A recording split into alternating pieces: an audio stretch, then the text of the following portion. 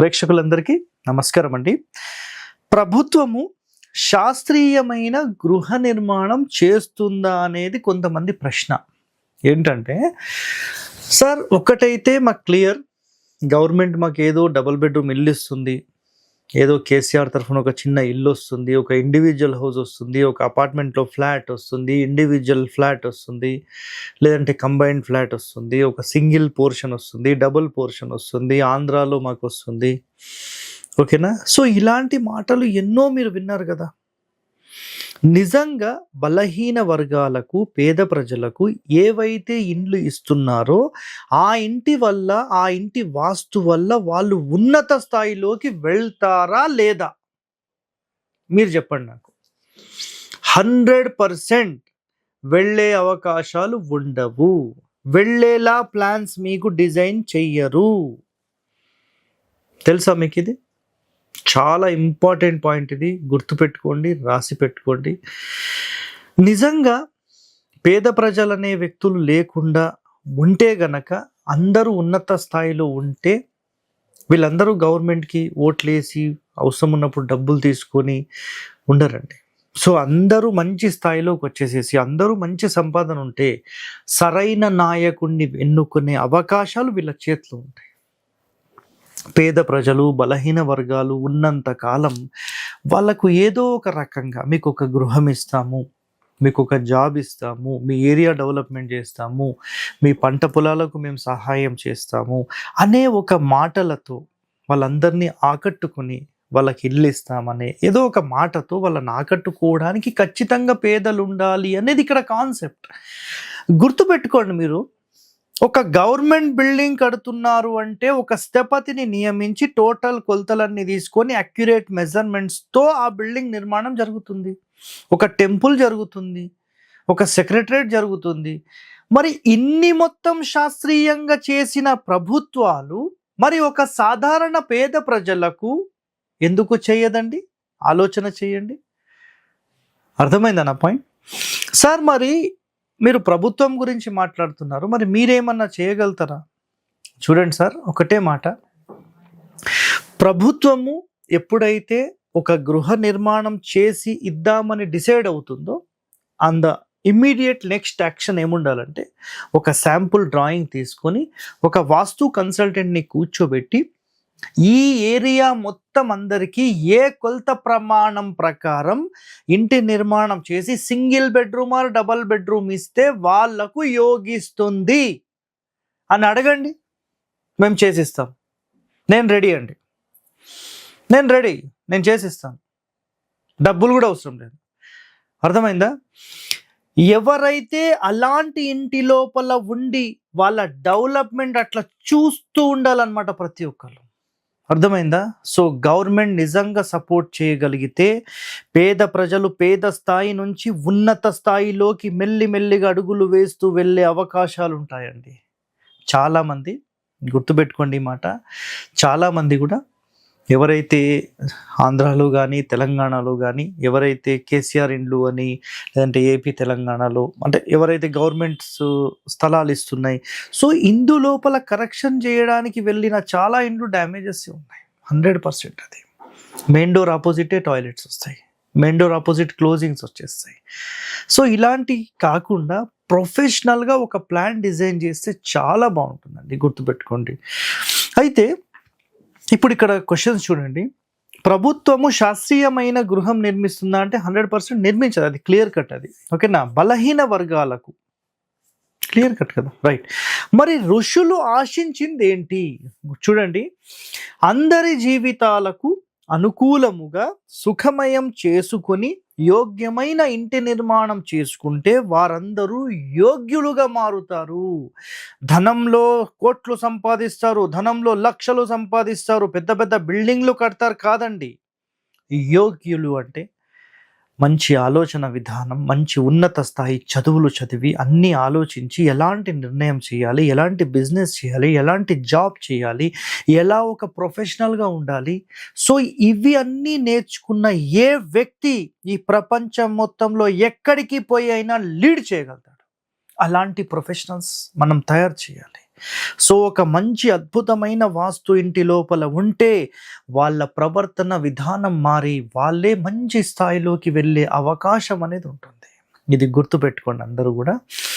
Next చూడండి ఇక్కడ points. ప్రభుత్వము లక్షల గృహాలు బలహీన వర్గాల కోసం నిర్మిస్తున్నారు, ఇది వాస్తవమే, రైట్. మళ్ళీ అలాంటి నిర్మాణాలకు ప్లాన్ కానీ స్థల ఎన్నిక కానీ శాస్త్రపరంగా పాటించారా? చూడండి ఒకసారి. పాటించలేదు కదా.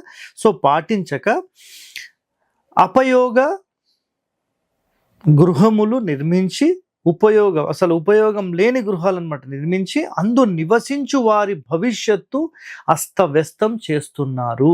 గుర్తుపెట్టుకోండి మాట. ఇల్లు అనేది కేవలం గాలికి, వానకు, ఎండకు, ఓకేనా, ఏదన్నా తుఫాన్లకు నుండి కేవలం కాపాడేది మాత్రమే కాదు కదా. సో చాలామంది ఇంతే అనుకుంటారు అందరూ, అలా కాదండి.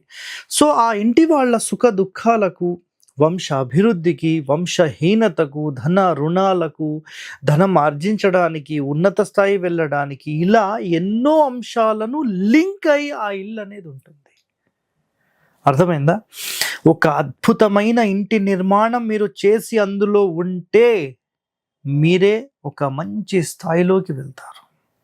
మరి నిజంగా ప్రభుత్వం ఎప్పుడైనా ఇలా ఆలోచన చేసిందా? మమ్మల్నే కాంటాక్ట్ చేయాల్సిన అవసరం లేదు, వాళ్ళ దగ్గర స్థపతులు ఉన్నారు. ఒక మంచి ప్లాన్ తీసుకోండి, పర్ఫెక్ట్ ప్లాన్ తీసుకోండి. ఆ ప్లాన్ తీసుకొని ఆ ఇంట్లో ఉండండి, చూడండి ఎలా ఉంటుందో. అందరూ ఒక మంచి స్థాయిలోకి వెళ్తే నిజంగా అసలు పేద ప్రజల దేశం అనే మాట కాదు, ఇప్పుడు మాట్లాడుతున్నారండి. ఒక టైంలో ఎలా ఉండేది తెలుసా? సోనేకి చిడియా అంటారు. మీరు ఎక్కడికన్నా వెళ్ళండి, కేవలం బంగారుమయమే ఈ భారతదేశం అనే ఒక మాట ఉంది. మరి ఇప్పుడు ఎందుకు లేదండి?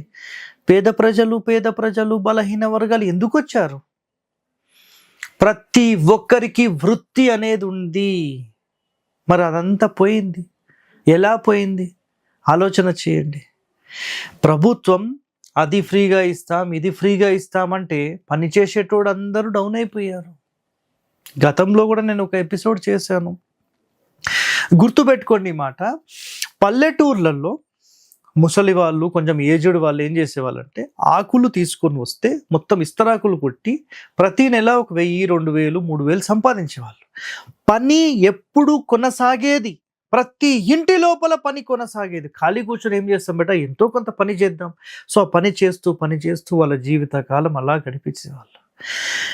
ఎప్పుడైతే ప్రభుత్వాలు పేద ప్రజలకు, ముసలి వాళ్లకు మేము 2000 ఇస్తాం, 3000 ఇస్తాం, 4000 ఇస్తాం అనే మాట వచ్చిందో, నాకు గవర్నమెంట్ ఇస్తుందా, ఆ పని చేయాల్సిన అవసరం ఏముంది, ఆరాంగా కూర్చొని తింటా నేను అనే మాట వచ్చిన తర్వాత ఈ పని మొత్తం బంద్ అయిపోయి మంచి ఇస్తరాకుల్లో తినే మనము, ఆకులతో తయారు చేయబడే ఇస్తరాకుల్లో తినే మనము ఇప్పుడు ప్లాస్టిక్ దరిద్రంలోకి వెళ్ళి ఆ ప్లాస్టిక్లో వేడి పదార్థాలు వేసుకొని ఆ వేడి వల్ల అందులోని ప్లాస్టిక్ కరిగి అది మనం తిని మనం క్యాన్సర్ కారకాన్ని తీసుకొని వచ్చి మన ఆరోగ్యాలను డ్యామేజ్ చేసాం.